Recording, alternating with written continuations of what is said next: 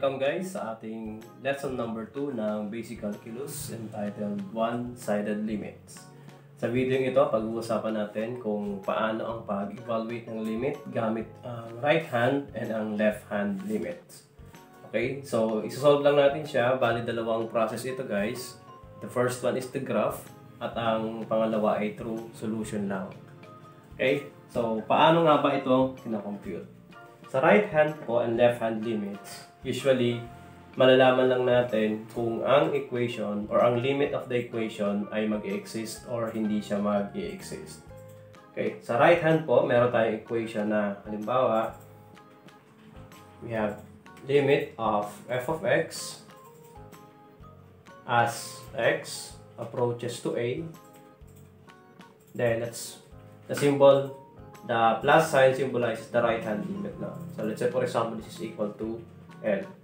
Then ang left hand limit naman natin ay limit f of x as x approaches to a. Then we have the left hand limit is equal also to L. Okay, so ang tip lang natin guys, sa pag-solve po nito, once ang right hand at ang left hand ay magkaparehas ang value or ang limit nila, ibig sabihin, same lang ang result, the limit of the function exists. But if the right hand and then the left hand ay unequal, ibig sabihin magkaiba ang naging result, automatic, the function or the limit will not exist. Okay? So, bigay tayo ng isang example or dalawang example guys para mas maintindihan ninyo kung paano natin ma-evaluate ang limit. Okay, meron tayong isang sample dito guys. So, alamin natin kung alin nga ba sa dalawang equation na to ang tinatawag na right hand at alin din ang tinatawag na left hand. Okay, para malaman natin, one way of evaluating the limit is to solve na lang, no? Tapos, finding the value of x para mas madali natin siyang maintindihan. Okay, so, aalamin natin kung ano ang value ng right hand limit at ano rin ang value ng left hand limit. Kung pareho sila, kung ano man ang maging equal nila, or sagot, kung parehas, the limit will exist. Pero kapag hindi sila equal, automatic, the limit of this function will not exist. Okay, halimbawa, unahin natin si right hand guys. But since ang condition natin is if x is less than or equal to negative 2 and if negative 2 is less than 2x.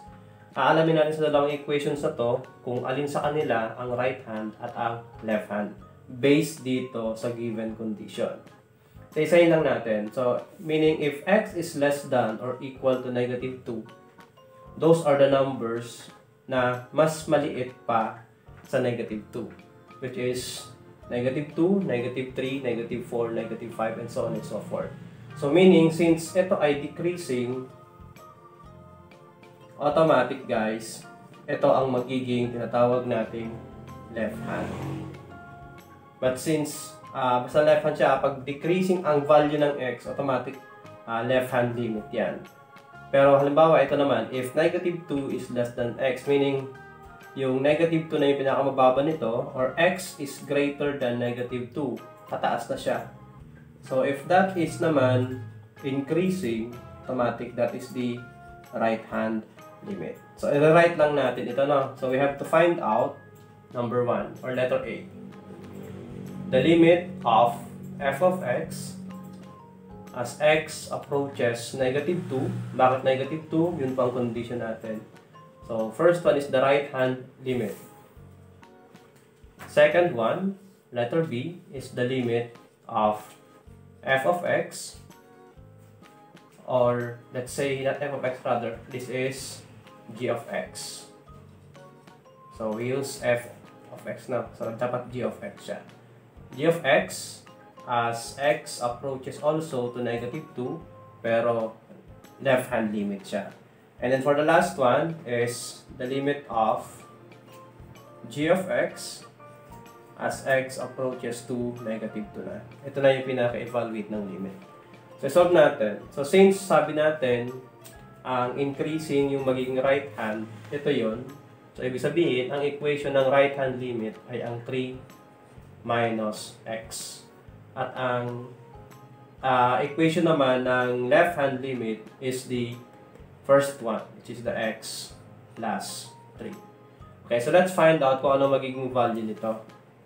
So since 3 minus x, we use only the negative 2 na. So 3 minus negative 2 lang ito. So magiging 3 minus negative 2, that will equal to, magiging negative is positive, so 3 plus 2 na siya, magiging 5. Ibig sabihin, ang sagot dito ay 5. Now, for the next one, we have also negative 2 here, plus 3, that becomes positive 1. Okay, so nakita natin guys, na ang right hand limit niya is 5, tapos ang left hand limit niya is 1, so automatic hindi sila equal. Okay, so that means this limit does not exist. Okay, so ganun lang po yun, no? So kapag hindi equal ang dalawa, automatic yan, the limit will not exist. Second example natin. Okay, kung napansin nyo kanina, sa first example natin, we only have two kinds of equations or two equations na nandito. So we only have two also conditions.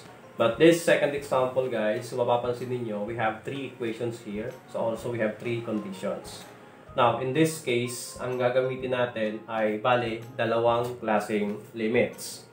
Okay, kung napansin niyo, kanina, ang condition lang natin ay negative 2. Pero dito sa second example natin, we uses negative 1 and positive 1.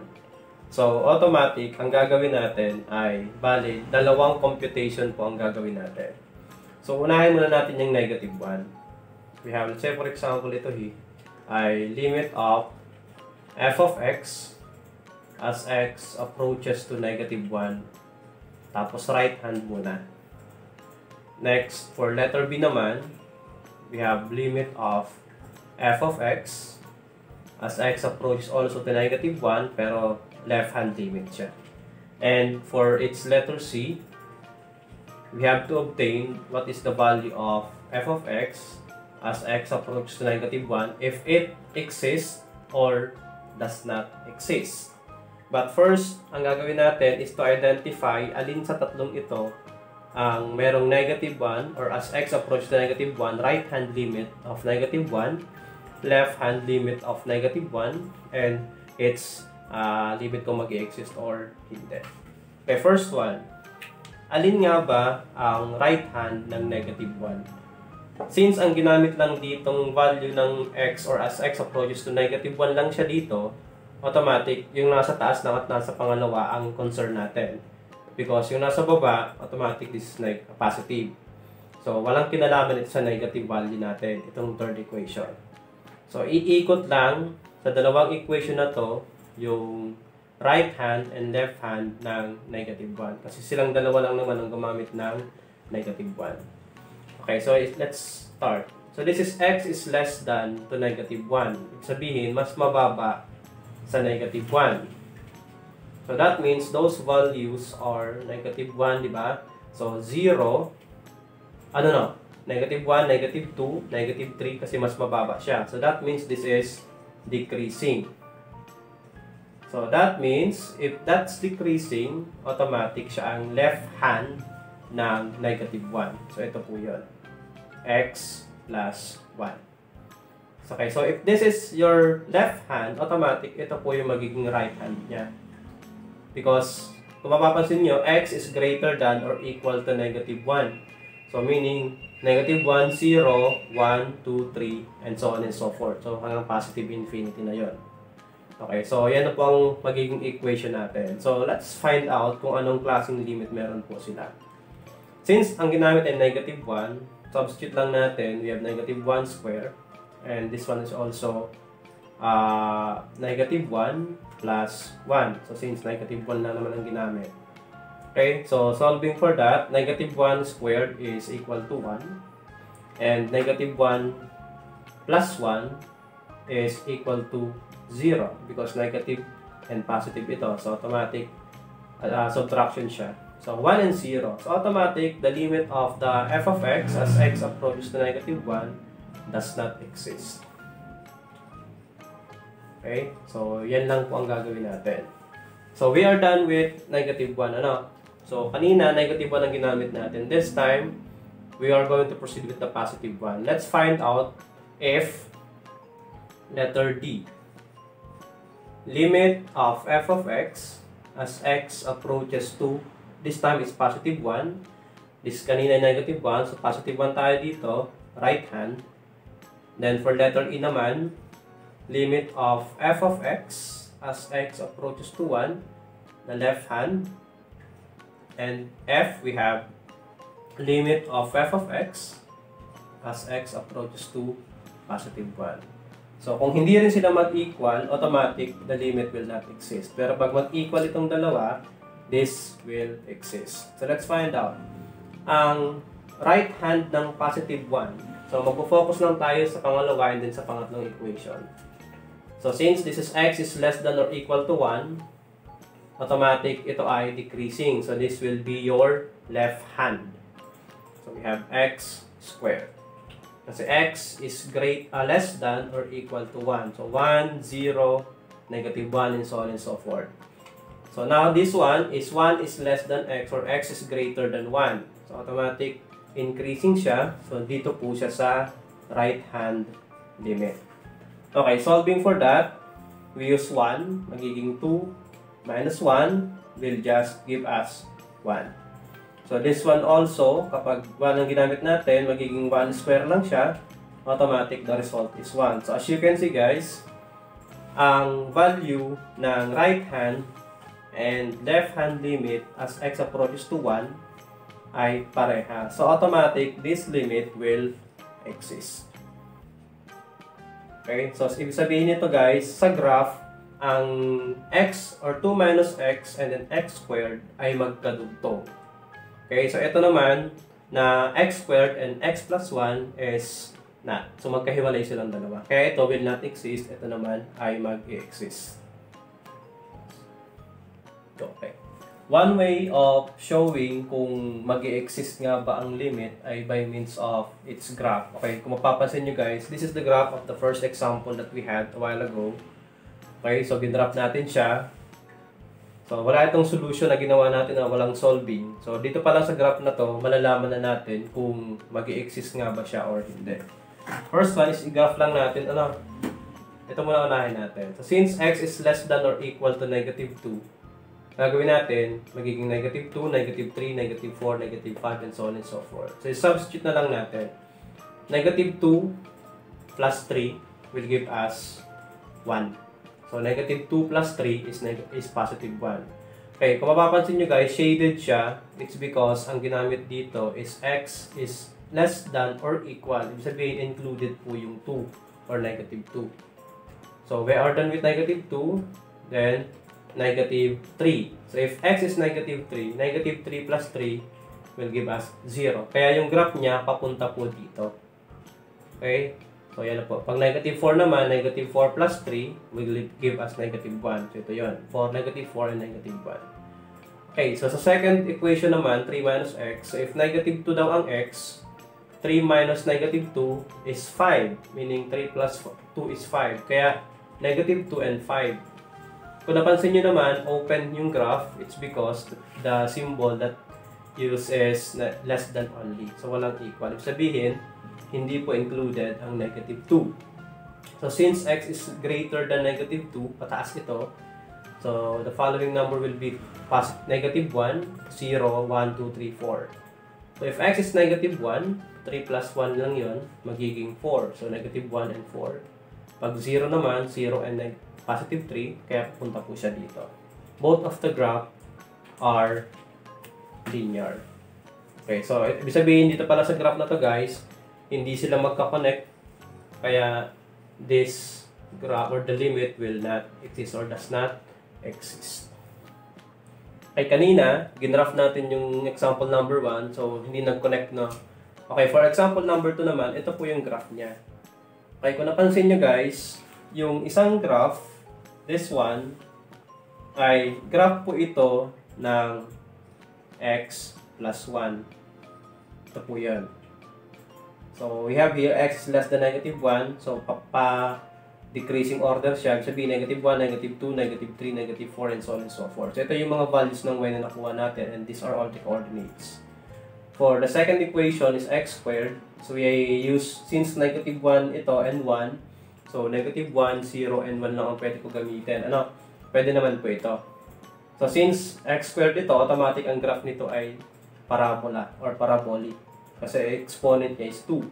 So, kapag ginraph natin itong second equation, ang magiging graph natin, by the way, kanina, kaya naging open ito guys, because the symbol used is less than only.